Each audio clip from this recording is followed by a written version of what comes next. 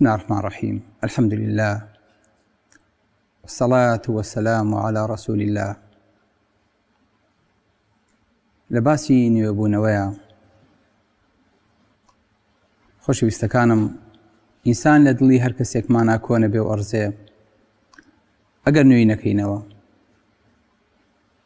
جا ئەوەی کە پێشتر ئیمانی هەبوو لەگەڵ خواپەرستیە بەینێکی هەبووە، ئەوەی کە دوور بووە لە خوا و چێژی ئەم ئیمانە و ئەم خوای وەکو پێویست نەناسیوە، ئێستا هەستەکات چەند دانە ساڵە تاوان کۆکاتەوە و کاتی ئەوە هاتووە کە ئەم بارە قورسە لەسەر شانی لابەرێ و پڕەیەکی سپی لەگەڵ خوای گەورەیە هەڵباتەوە و نوێبوونەوەیە دروست کات. لە عیلمە نەفسە هاتووەڵێ ئینسان ئەگەر شتێکی کرد و ئیحترافی بۆ کەسێکی بەرامبەری کرد، بەشێ لە بارەکەی سووکە بێ و قەلەقەکەی کەمەکات. باشترین کەسێک کە ئاگای لە نهێنی و ئاشکراکانی تۆ هەیە، تاوانەکانی تۆ تەنها بەرەو ڕووی ئەو ڕۆیشتووە، زوڵمە بەرامبەر کەسی تر نەکردووە، بەرامبەر خۆتت کردووە و سنووری ئەو دشکانەوە. لەبەرەوە جێ خۆیەتی ئالێرانەوە هەمومان بۆستین بەرامبەر پەروەردگار و بڵین خوایە، دوای ئەم وتارە ئاخر جارم بیل لە تاوانەکەمەوە، تۆ ئەو نەمنە پۆشیوە، ئەو نەستر کردوم، نەوهێشت و عیب و عارم دەرکەوێت.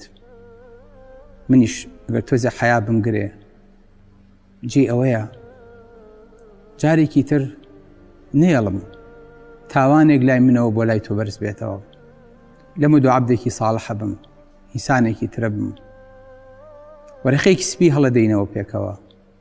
جارێکی تر من و تاوان کوجا مەرحەبە، من پێشتر تۆم نەناسی بوو، بۆیە ئەومە سەر پێچ بووم کە زانیم تۆ ئەو هەموو سفەتە گەورەی و جوانە و بەڕەحم و ڕەقیبی و چاودێریەت هەیە. ئێستا شەرمەکەم، لەم و دوا ئەوە ناکەم، نەمەزانی تۆ چەنە پێخۆشە من بگەڕێمەوە بەلای تۆ. منێ بەو بچووکیە و تۆش بەو گەورەیە، منێ بەو فەقیریە و تۆ بۆ دەڵەمەنیە. ئەها بۆ خوایە خۆشەویستەکانم، ئەگەر ئەمە ئینسان لەگەڵ هەر کەسێکە قەسەم بە پەروەردگار ئەمەی ببینایە ببیستایە، ئەبوایە بوایە بە یەک تنۆک ئاو. پێغەمبەری خوا صلی الله علیه وسلم کە بۆمانە جێڕێتەوە ئەفەرمێت خوای گەورە گەڕانەوەی عەبدەکەی ئەو گەنجە تاوانبارە کە تا ئیستاکەنە خەریکی حەچی خراپە بووە کردوێتی لە هەموو دەرگاکانی داوە. ئێمە ئەگەر بیبینین ئەڵین با بۆ دڵی ڕەش بووە و تازە خێری تیا نەماوە. خوای گەورە فەرمێت ئەگەر ئەو بەندەیە، ئەو گەنجە، ئەو کوڕە، ئەو کچە بگەڕێتەوە بەلای من، بەقەدەر ئەوم پێخۆشە کە پیاوێک لە بیابانێکە گوێدرێژێکی پێیە و هەموو خواردن و ئاوەکەی لەسەر ئەو گوێدرێژەیە، لە پڕێکە ئەم گوێدرێژەی لێو نەبێ، هەموو چواردەوری خۆیەکە هەتاوەکو شەکەتە بێ و تەواو دەمی وشکە بێ نایدۆزێتەوە. ئەرزانێ ئەمە ئاخیری ژیانێتی و کۆتایی پێ هاتووە و جارێکی تر ئاوەدانی نابینێتەوە و ئالێرانەیە قەل و داڵی خوا، لەبەرەوە بە ناچاری پاڵی لێداتەوە و خۆی تەسلیمی مردنەکات. ئالەو کاتەیە کە چاوە کاتەوە کەسی دەکات گوێ درێژەکەی بە بارەکەوە لە بەردەمیایەتی، لە خۆشیە نازانێ بڵێ چی، ئەڵێ خوایە تۆ عەبدی من و من خوای تۆم. ئەخطەئ من شدەتی الفەرح، لە خۆشیە غەڵەت دەکات. من نازانم کەسێکی تر هەیە ئەو نا بە منەت بێ بۆ گەڕانەوەی عەبدەکەی. وەڵی کار بەدەستێ، ئەگەر ئەندام و شوێنکەوتی زۆر بێ باویش بڕۆ ئامنەتم پێی نییە، سەی وام هەیە، بەڵام خوایەک لە یەک عەبدی خۆی بێمنەت نابێ کە هیچ کاری پێی نییە. ئەم هەموو بەخشش و گەورەی لەگەڵا ئەنوێنێ. سبحان الله، خوا شەرم نییە خوایەک ئەم نمونەیە بەخۆی بێنێتەوە، بڵێ خوا لەو کەسەی پێخۆشترە. بۆ چونکە لەمە خۆشی تر نییە.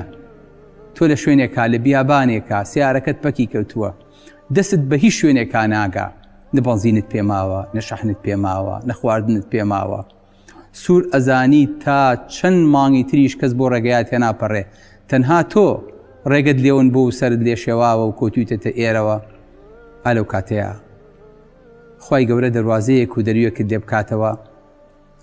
خوای گەورە ئەم نمونە جوانە بخۆی بێنێتەوە، فەرمێ خوا لەمە زیاتر پێخۆشترە.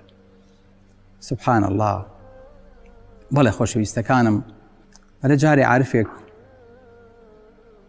لە خوای گەورە دوور کەوتەوە، ڕۆیشت بەبەردەم ماڵێکە، هەستی بە تاوان و هەستی بە گوناح کرد. بینی مناڵێ بە هەڵەداوان لە ماڵەکە هاتە دەرەوە و دایکەکە بە دوایە ڕای کرد و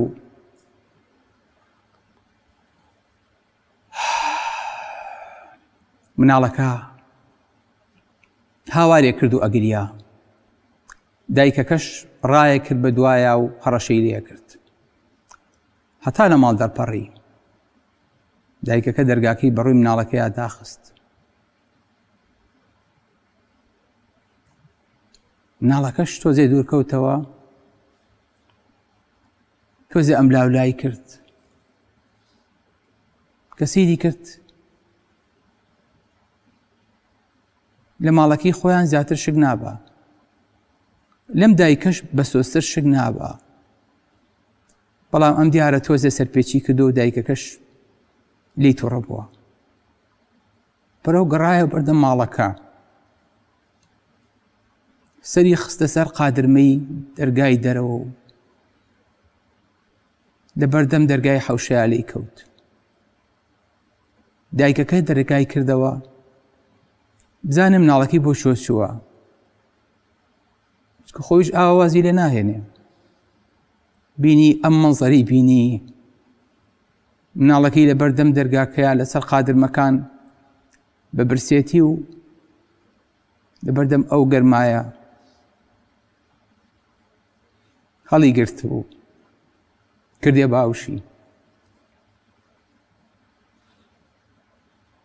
ماچێ کردووە گریا. ئەی ولدی ئەینە تەذهب عنی، مناڵەکەم بۆ چۆڕت، ومن یەویکە سیوای، چێ غەیری من داڵدەتەیە، ئەلەم ئەقول لەکە لا تخالفنی. پێم نەوتی سەرپێچی مەکە، پێم نەوتی بە تاوانەکانت دوام لێ مەکە، لە ڕەحمەتەکەم بێ بەشەکەم. باوشی پیا کرد و ماچی کرد و بردێ ژوورەوە. ئەم عابیدە کە ئەم مەنزەری بینی ئەیوت لا تحملني بمعصيتك لي على خلاف ما جبلت عليه من الرحمة. ئیوەها دایکەکە چی بە مناڵەکەوت؟ خوای جان، منیش بە سەرپێچەکانی خۆم ئاوا لە تۆ دوورکەوتومەتەوە. جا لە دڵی خۆیان ئەیوت إن الله أرحم بعباده من الوالدة بولدها. پێغەمبەری خوا وا فەرمێ صلی الله عليه وسلم، خوای گەورە بەڕەحمترە لەم دایکە بۆ بەندەکانی. الله، تۆ خوایە کە دوورکەوتیتە و دەرگایەکی ترت هەیە لێی بیت، شوێنێکی تر هەیە بۆی بچیت، کەسێکی تری ئاوا بەڕەحم هەیە، باوشی ڕەحمەت و بەزەی و تۆبۆ بۆ بکاتەوە، وەلای چێ چیت؟ بۆیە خوای گەورە بە ئاەتێک قل لعبادي الذين أسرفوا على أنفسهم لا تقنطوا من رحمة الله. چیو کردووە؟ پیاو کشتووە، زیناو کردووە، عرەقە خواردوەتەوە، قمارە کردووە، زوڵمە لەو میلەتە کردووە، چیو کردووە؟ دەرگا کراوەتەوە، هێشتا نەچووە بچێ، ئەگەر لێ بێ ڕۆژێ دێ ئاوا لە ناو ماڵ و مناڵا دانیشتویت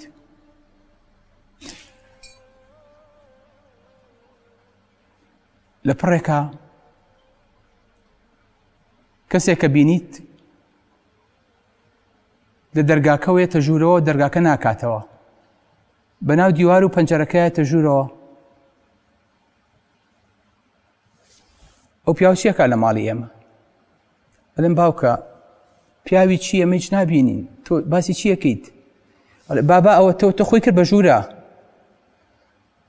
لەوانەیە شتێک بێ جنۆکە بێ لەوانەیە شەیتان بێ لەوانەیە هەڵێ خۆتێک مێ من مەلەک المەوتم خۆش برزەمەک پێشەوەی لە ڕووداوی سیارەکەیە هەردووکتان بن بە یەکە تۆ ئەو کەسە و ئەو مەنزەرا بینیت هەستەکەی ئیترمە تەواو ئاخر جارە پێشەوەی کە جانەکە و دەرچێ دەموچای ئەم فریشتەیە بینیت پێشەوەی فیشەکەکە بتگاتێ تەواوە زانیت وەظەن ئەنەه الفراق ئەلە من مەلەک المەوتم کە هیچ دەرگا و هیچ دیوار و هیچ شوێنێ ڕێگەم لێ ناگرێ دەی ئەڵێ یەک تەکلیفم هەیە ئەم تەکلیفم بگرە با لە کاتێکە لە شوێنێکە لە حاڵێکە بمرم کە ئامادە بم بۆی ئەڵێ چێ پێش ئەوە دەستی گرتەوەی کە ئامادە بیت چێ پێش ئەوە دەستی گرت ئەو توانی لە سوزدەیا بی توانی لە ڕکوعا بی توانی لە قورئان خوێندنە بی توانی لە یادی خوایە بی ئەو توانی بە دەستنوێژەوە بی ئێستا تازە مەڵەتی من ئەوەیە و حازر بە و سانیەکانی نزیک بێتەوە ئەجال نەماوە کاتی تۆم نییە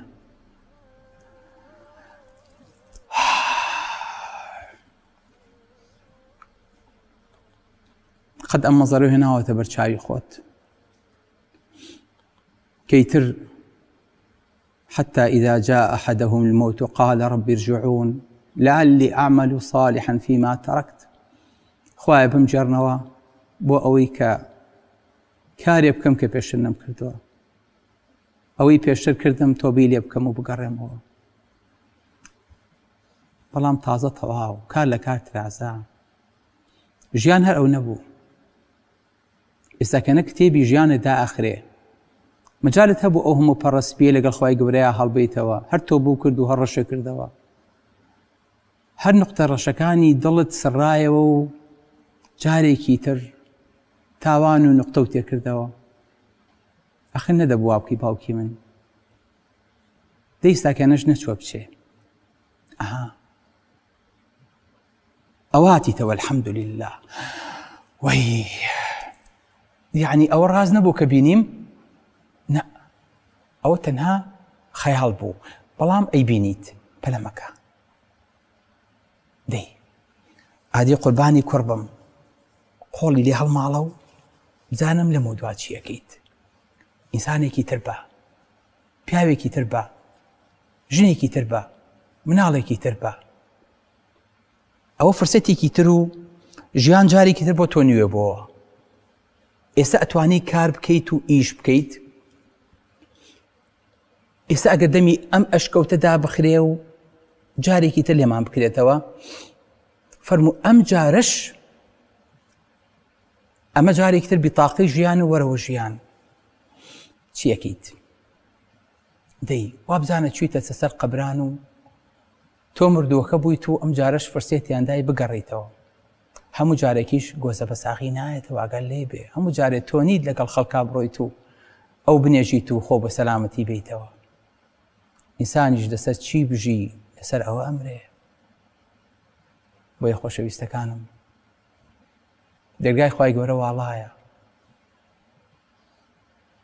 ژیانیش بۆ تۆ واڵایە نەکەی ئەم فرسەتە لەدەست بیت کە دڵنیاتەکەم کە لە دەستت چوو هەتا ماوی دووبارە نابێتەوە نەڵی ڕەمەزانێکی تر نەڵی باژن بێنم، نەڵی با گەورە بم، نەڵی بۆ قۆناغێکی تر.